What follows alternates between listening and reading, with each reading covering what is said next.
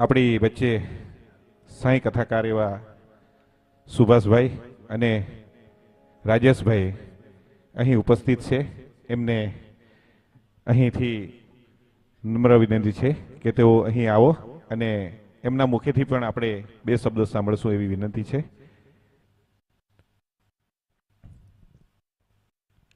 બેરવેથી પધારેલા આવા સુભાષભાઈ અને રાજેશભાઈ.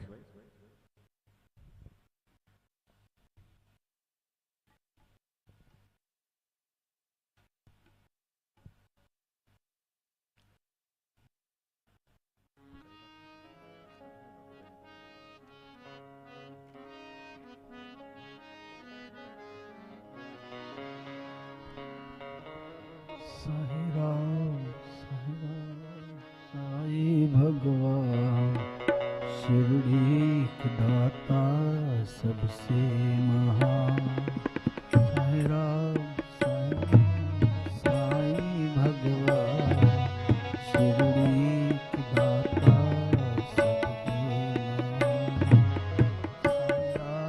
साई भगवान शिरडी दाता આપણી વચ્ચે સાંઈ કથાકાર એવા રાજેશભાઈ ઉપસ્થિત થયા છે. એમનું સ્વાગત આપણા પરમ પૂજ્ય શ્રી રામશંકર શાસ્ત્રીજીના વરદ હસ્તે આપણે એમને કરી રહ્યા છે. ખૂબ ખૂબ ધન્યવાદ છે.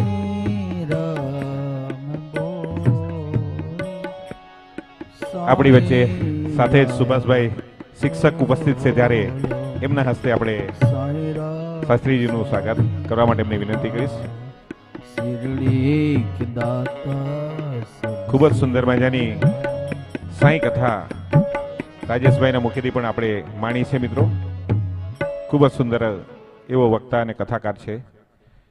રાજેશભાઈને વિનંતી કરીશ કે એવો પણ એમના મુખેથી આપણને સુંદર વાણીનો લાભ આપશે.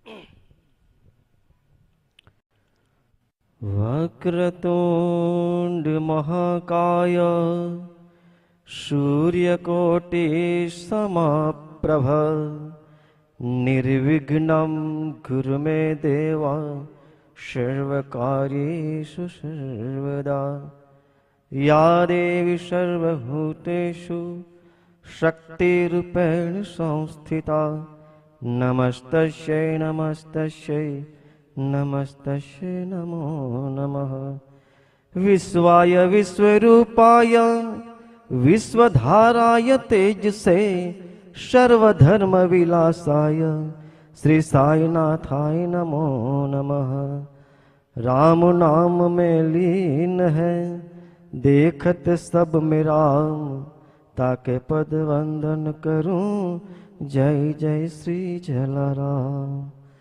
ओम साई राम, जय जलाराम, जय माताजी. સૌ પ્રથમ તો અહીં જે વ્યાસપીઠ પર વિરાજમાન એવા બાપુજીને પ્રણામ, જે ગુરુજીને પણ પ્રણામ, જે સંગીત ઋણ છે એમને પ્રણામ છે. અને જે આપ કહેવાય છે કે સૌથી કિંમતી એવો સમય લઈને આવ્યા છો, શ્રોતાઓને પણ ખૂબ ખૂબ પ્રણામ વંદન છે.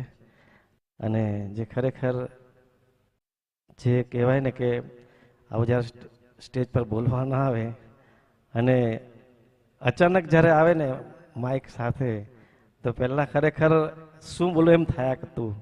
પણ જે રીતે કહેવાય ને કે આ ભગવાનની ખબર છે, કૃપા છે, આજે આ સ્ટેજ પર અને એવી કથાઓ કરી કે જે રીતે જ્યારે પણ માઇક હાથમાં આવી જાય તો છોડવાનું ન મન થાય. કારણ કે કાર્ય એવું છે, શરૂઆતમાં કઠિન તો પડે, પણ જે ભગવાનને સોંપીને કાર્ય કરીએ ને તો સહેલું થઈ જાય છે. તો જે આજે આપણે જાણીએ છીએ કે ગામે ગામ આવા કથાના કાર્યક્રમ ચાલુ છે ને કેટલા ભાગ્યશાળી કહેવાય આ ભારત દેશમાં કે ખૂણે ખૂણામાં આવા કાર્યક્રમો થતા હોય છે. ને જ્યાં આપણને આવું કરે કે ઘરનું તો કામ કરવાનું જ છે, પણ કહેવાય ને ભગવાનના તો આપણે ઋણી કહેવાય, એટલે ભગવાનના કાર્યમાં પણ જવું જોઈએ. અને એટલા માટે પણ ખરેખર અત્યારે જ અમે તો આવ્યા અને જે અહીં મહાપ્રસાદ પણ લીધો, કારણ કે પ્રસાદ એટલે ભગવાનનો કહેવાય, થોડોક પણ આપણને મળે તો ખરેખર તૃપ્તિ થઈ જાય. કારણ કે આપણે ઘરનું તો દરરોજ ખાઈએ છીએ, પણ જ્યારે ભગવાનના નામનું બનેલું ખાઈએ તો ખરેખર પ્રસાદ અનેરો હોય છે. અને જે આજે અહીં કહેવાય છે કે જે હું પણ પ્રથમવાર જ અહીં બોલી રહ્યો છું આ બાપજી સામે. આમ તો ઘણી જગ્યાએ ગયો છું કથાઓમાં, ને આમ 1 દિવસ 2 દિવસ 3 4 5 7 દિવસની એમ કરીને 156 કથાઓ કરી દીધી. પણ કહેવાય ને કે આ એક ભગવાનની કૃપા છે કે જ્યારે એવું મોકો મળી જાય કે કંઈક બોલવા ના આવે, હું તો એટલું જ કહું કે આ કાર્ય એટલા માટે લીધું છે મેં તો કે ભક્તિનો પ્રચાર કરવા માટે, ફક્ત ભક્તિનો પ્રચાર કરવા માટે. જ્યારથી પણ આ કથાઓ ચાલુ કરી તો એટલું જ વિચાર્યું કે બને ત્યાં સુધી ગામે ગામ જઈએ અને ભક્તિનો પ્રચાર કરીએ, એટલા માટે કે લોકો આજે ધીમે ધીમે ધીમે આ ભક્તિ તરફથી વળી રહ્યા છે પાછા. અને કેવી રીતે લાવવા તે વિચાર કરવો પડે. મોબાઈલને દોષ આપણે બધા દઈએ છીએ, પણ મોબાઈલ એટલો સારો પણ છે. કેવી રીતે? મોબાઈલમાં બધું જ આવે છે. તમે લાઈવ કથા અહીં ચાલી રહી છે એ પણ તમે જોઈ શકો છો, પણ એનો ઉપયોગ કરતા આવડવો જોઈએ. એટલે કહેવાનો મતલબ આ દુનિયામાં બધું જ બંને છે, સારું પણ છે ખરાબ પણ છે, પણ એને ઉપયોગ કરતા આવડવું જોઈએ. વધારે સમય ન લેતા 2 શબ્દ બોલવાનો મોકો આપ્યો, ખૂબ ખૂબ ધન્યવાદ. ઓમ સાંઈરામ. છે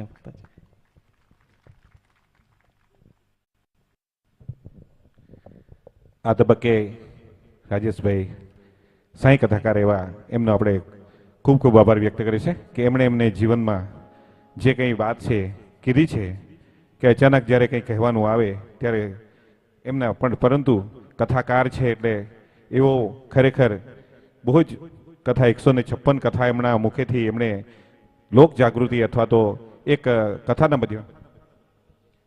સુભાષભાઈને પણ વિનંતી કરીશ કે સુભાષભાઈ તમે પણ 2 શબ્દ તમારા મુખેથી કથા ભક્તોને જણાવો.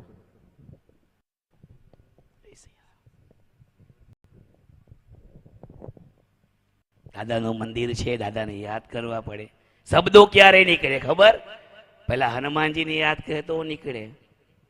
કે 2 દાડા પછી બાપુની એક કથા હતી અને બાપાએ મને પંચલાઈ ધામ પર બેહાડી દીધો હતો, વ્યાસપીઠ પર. આવા તો આપણો સૌભાગ્ય કાં હોય. મંગલ મૂર્તિ મારુતિ નંદન સર્વ મંગલ મૂલ નિકંદમ પવન તનય સંતન હિતકારી હૃદય બિરાજુત અવધ વિહારી માતુ પિતા ગુરુ ગણપતિ સારદ શિવા સમિત શંભુ સુખનારદ ચરણ બંદી બિનવે સબ કાહો દેહી રામ પદ નહીં દિબાહો વંદે રામ લખન વૈદેહી જે તુલસી કે પરમ સ્નેહી. જય સિયા રામ. કથા મારા રામની છે એટલે રામને તો યાદ કરવા પડે.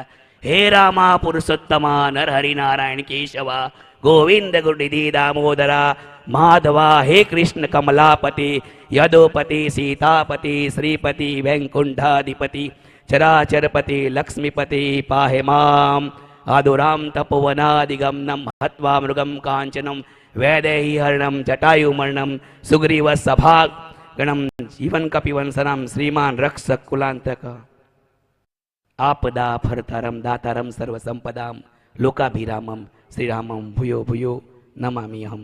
જય સિયારામ. કથા રામની છે. વિચાર આવે રામ કથા કેમ નામે જ આવે રામ. કોઈ વ્યક્તિને બોલાવવું હોય ને તો રામ એટલે સંબોધન છે, સંબોધી શકાય. એક વાર બોલો. કેમ? સૃષ્ટિમાં એક એવું નામ છે જેની આવૃત્તિ બદલાતા ભાવ બદલાય, તે મારો રામ છે. કોઈને સંબોધન કરીને રામ કહીએ એ સંબોધન કહેવાય. 2 વાર બોલે તો રામ રામ કહેવાય, બરાબર? 3 વાર કહે તો સંવેદના કહેવાય, રામ રામ રામ. 4 વાર કે રામ રામ રામ તો કીર્તન કહેવાય. સતત રામ રામ કે તો સાધના કહેવાય. સાધના સકીર્તન થાય અને રામ રામ જો રોમમાં વહી જાય ને તો એને કાપે તો બી લોહીમાં રામ નીકળે એમ કે આવું રામ વિશે કહેવાય. અને તેની કથા જેનું નામ લેવાથી પાર પડે એની કથા કરનાર વક્તા વક્તા સ્વયં સદાશિવે પહેલી કથામાં પાર્વતીને કીધેલી. બીજી કથા કાગભૂષુંડીએ ગરુડરાજને કીધી. યાજ્ઞવલ્ક્ય કીધું શ્રોતાને કથાનો સંવાદ એટલે રામ કથા. અને એ કથાકાર એટલે સદાશિવનું સ્વરૂપે જ કહેવાય. અને નામ પણ જેમનું રામ શંકર શાસ્ત્રી મેં જોયું. અને તેના મુખે જો રામકથા ગવાય એટલે શું કહેવાય? આ નિમખલ ગામમાં બહુ ધન્યશાળી વ્યક્તિ કે જેના મગજમાં રામકથા કરવાનો વિચાર આવ્યો. કેમ જ્યારે કથા કરે ને તો મગજમાં એક વિચાર આવે, કોઈ સાંભળવા આવે કે આયોજન કેમે કરી રહેવું, પહોંચી વળાશે કે કરાવવા વાળો રામ છે, કરનાર પણ રામ છે, આવશે પણ રામ, કરી પણ રામ જશે, તું હાને ચિંતા કરે, થઈ જશે. અમારે અહીંયા છે ને બાપુ આવે છે, શરણાનંદ બાપુ, દર અમાવસે શનિદેવ પર અમે લોકો હરિકીર્તન કરીએ છીએ. નાચે હરિકીર્તન કરીને શરણાનંદ સાંઈ અને રાજેશાનંદજી આવે છે દર અમાવસે શનિદેવ અમારા ભેરવી પાસે.